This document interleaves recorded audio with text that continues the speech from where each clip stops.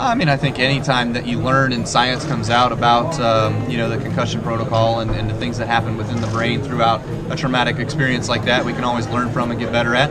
I wouldn't say that we're ever perfect, we're ever satisfied, but certainly NASCAR's done a great job. I think Dale Jr. has been the leading guy on all of this stuff, so I got to applaud him and the research and the things that he's done with the guys. I think it was up in Philly that he went to and talked to, so there's been a big push on that and trying to make sure that we're all safer.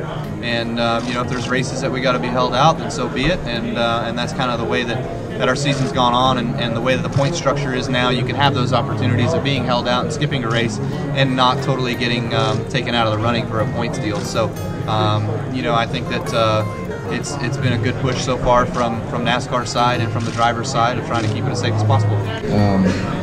I think as you look at the process and you look at the things that NASCAR has put into place,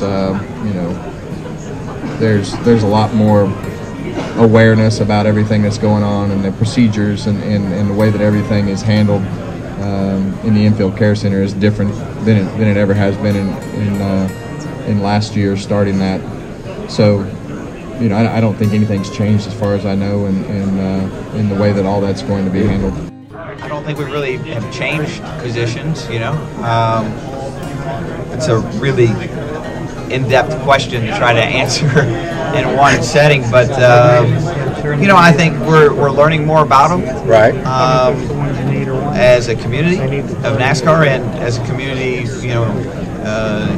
within the health professions, there's a lot that's still not understood, a lot to answer, and we're a long ways from being able to accurately diagnose and certainly treat those things.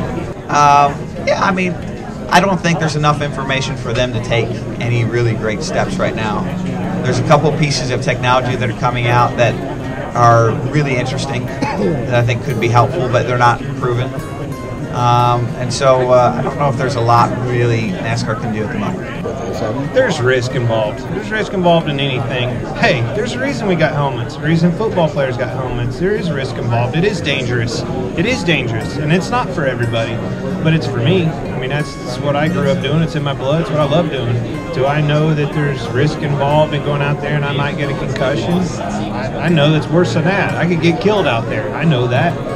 But I still put my helmet on and go out and compete because it's what I love to do. It's what I want to do, and it's how I make my living.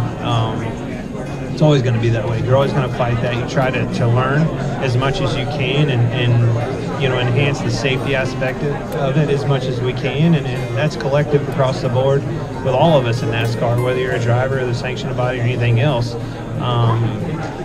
That's always going to be there. We're always going to have that risk, and you just got to decide if it's for you or not.